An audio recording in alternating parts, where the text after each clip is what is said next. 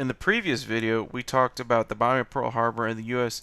actually being involved in World War II and joining the fight. Now we're going to talk about the reaction of the U.S. government to the bombing of Pearl Harbor, and we're also talking about the role of soldiers of color in World War II. Very important group of people that contributed quite a bit to World War II.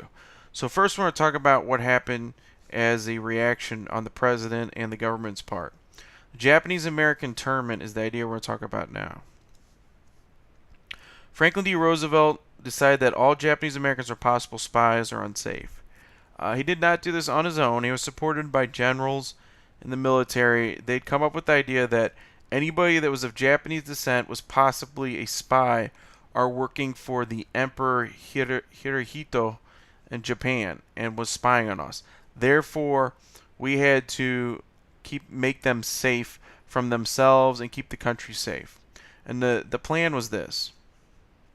The U.S. government would take 120,000 Japanese Americans' property and sent them to what are called relocation camps. So the president actually did not go to Congress to get a law passed. He used what's called an executive order. He used Executive Order 9066. An executive order is when the president basically makes an emergency act, which is almost like a law to some degree, but he uses the military to execute something that has to be done for the safety of everyone, or he believes full-heartedly must happen. So under Executive Order 9066, he's going to relocate all Japanese Americans. There's about 120,000. Where do you think most Japanese Americans lived at the time? Well, we're going to look at that.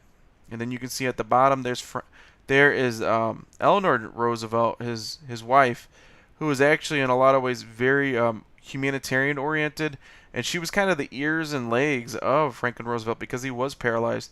She would go to the South and talk about how poorly people were treated and African Americans were being lynched, and she was not always in agreement with her husband. She would talk to him about that this might not be the greatest idea.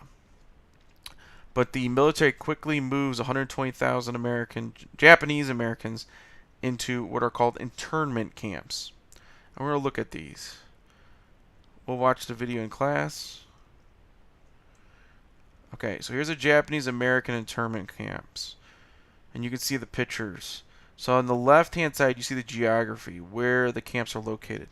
And while you could guess, most Japanese Americans were living on the West Coast, as they still are today. California is a lot closer to Japan than New York. So if you're going to come in as a Japanese American, you're going to come through San Francisco's port, an immigration port, which is called Angel Island, which was in the Bay of San Francisco, where the Europeans would come through New York in what's called Ellis Island. We talked about this in immigration. So the Japanese Americans tend to settle in California, Washington, and Portland, and somewhat inward. So you could see that there were some camps that went as far as North Dakota, which not probably because of its location was to isolate them from everyone else, and then even Arkansas. But most of the camps are in California. There's a famous book that many of you might have read called Farewell to Manzanar, which is probably one of the most famous camps. And that's a fantastic book describing what Japanese internment was like. And we can get a little bit of an idea from the videos we're going to watch in class and the pictures. But, I mean, it's called an internment camp, but that's barbed wire all over the camp. And the housing does not look that exciting. You can look at the picture on the right. You can see the grounds the kids are playing. Basically, most of these were thrown in the desert. They're not going to be put on big, beautiful land. They're going to be put these people in the desert to play in the dirt. So the question is this similar to what the Japanese did to the Jewish people by sticking them into concentration camps? And these are concentration camps, which are camps that concentrate or keep people together. And people did not fight against this. As you can understand, there was a lot of anger and hostility towards Japanese Americans after the bombing of Pearl Harbor. I could see another connection made. Many of you would not remember this at all, but when after 9/11, there was a lot of hostility and anger directed towards Muslim Americans, and there were some attacks.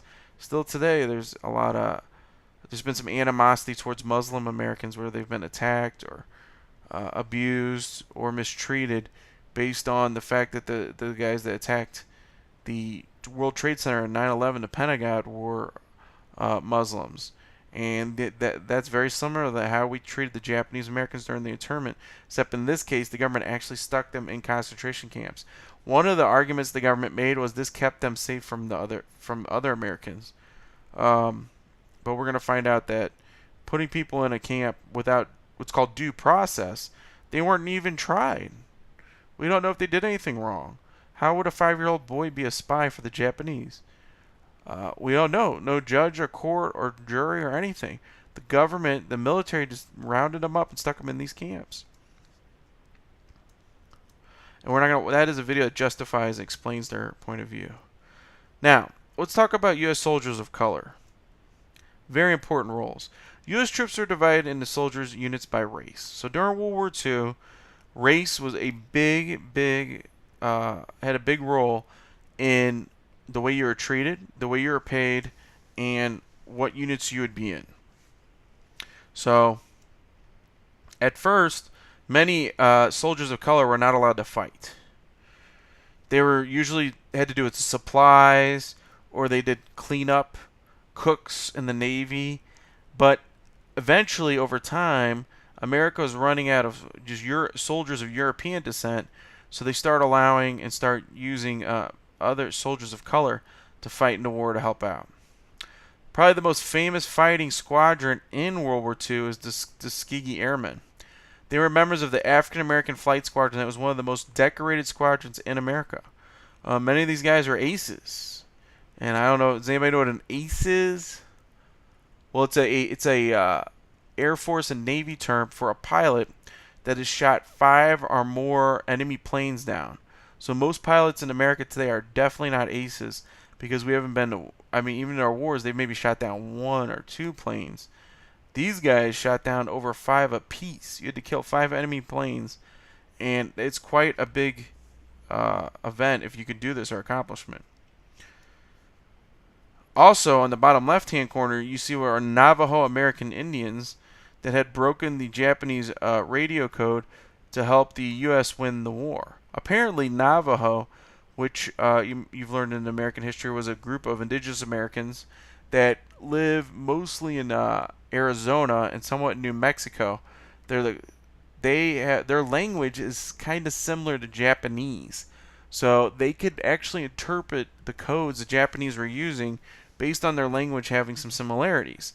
And that is probably one of the most important things that any group of people or person could have done during World War II. Could you imagine what we could do if we had understood the Japanese codes, which we did?